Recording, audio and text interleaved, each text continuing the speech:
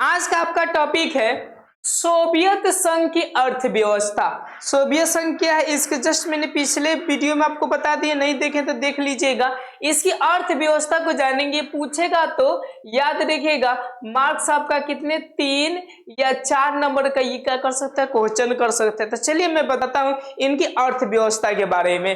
तो देखिए सोवियत संघ की मतलब संचार प्रणाली बहुत उन्नत थी।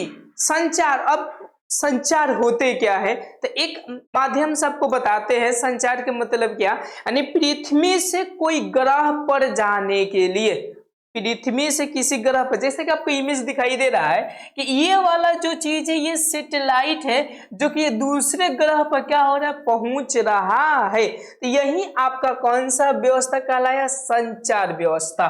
कौन सा कहलाया जी बाबू, संचार व्यवस्था कहलाया।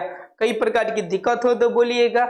जैसे संचार व्यवस्था में ये भी बोल सकते हैं कि मेरा जो वीडियो है आपके समक्ष जा रहा है ये याद रखिए संचार के ही माध्यम से जा रहा है।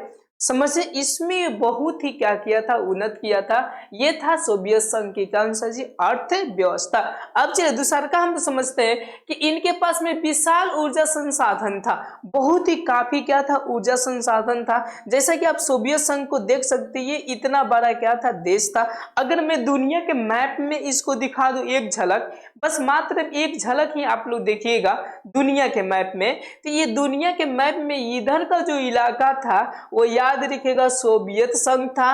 और याद रखिएगा अमेरिका के कंपटीशन के लिए ये सोवियत संघ को क्या किया गया था, निर्माण किया गया था। चलिए अब हम लोग अपने पॉइंट की ओर क्या करते हैं, रुख करते हैं। तो उन देखिए इनके पास में विशाल क्या था, ऊर्जा संसाधन था, खनिज लवण था। ये खनिज लवण होते क्या है, मैं थोड़ा सा एग्जाम्पल के तौर पर समझा दूं। जो आपके क्या किया जाता है, मिट्टी से जितने भी पदार्थों को निकाली जाती है, इंपोर्टेंट पहाड़ों को खोद कर लो मतलब धातु और धातु, तो उसी को हम लोग क्या बोलते हैं, खनिज लवण। अब देखिए इनके पास में पर्याप्त मात्रा में क्या था, तेल था, लोहा था, इस्पात था, ETC बहुत सारी चीजें था इनके पास में। कि इनके पास में तो सोवियत संघ के पास में मतलब इसमें लगभग आपके जो देश थे वो 15 मील का काम कर रहे थे। यानी उस वक्त याद रखिएगा ये दुनिया का पहला अर्थव्यवस्था ऐसा था जो अमेरिका के बराबर टक्कर देकर चल रहा था।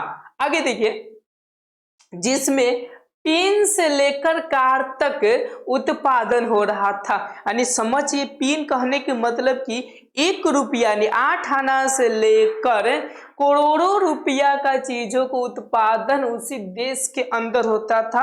मतलब ये 15 गो देश के अंदर होता था। तो सोच सकते हैं कि पाई पाई लोगों को क्या मिला था, रोजगार मिल गया था, कोई बेरोजगार नहीं था। कब, जब ये पूरा का पूरा ग्रोथिंग किया तब। आगे देखिए, आगे बता रहा है कि सोवियत संघ दूर दराज के इलाकों के लिए आवागमन किया था सरकार के बुनियादी सुविधाएं।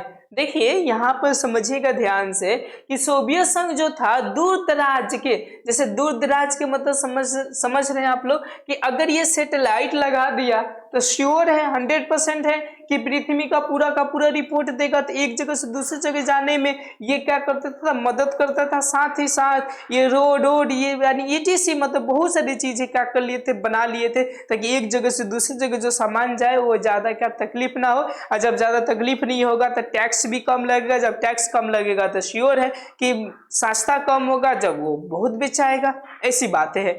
आगे देखिए, आगे बोला जा रहा है कि ये और भी क्या चीज में उन्नत था, तो स्वास्थ्य में एकदम पूरा का पूरा उन्नत हो गया।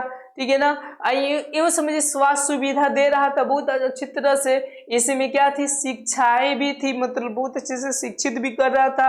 ये बच्चों को देखभाल भी कर रहा था। ये जो सरकारें थी देश बच्चों को क्या करते, बच्चों को देखभाल भी कर रहा था, के लिए बहुत ही उन्नत था। ETC और भी क्या थी, बहुत सारी सुविधाएं थी। ये था आपका सोवियत संघ की अर्थव्यवस्था। अब मिलेंगे आपसे नेक्स्ट टॉपिक में। चलिए अब नेक्स्ट टॉपिक की रुख करें। धन्यवाद।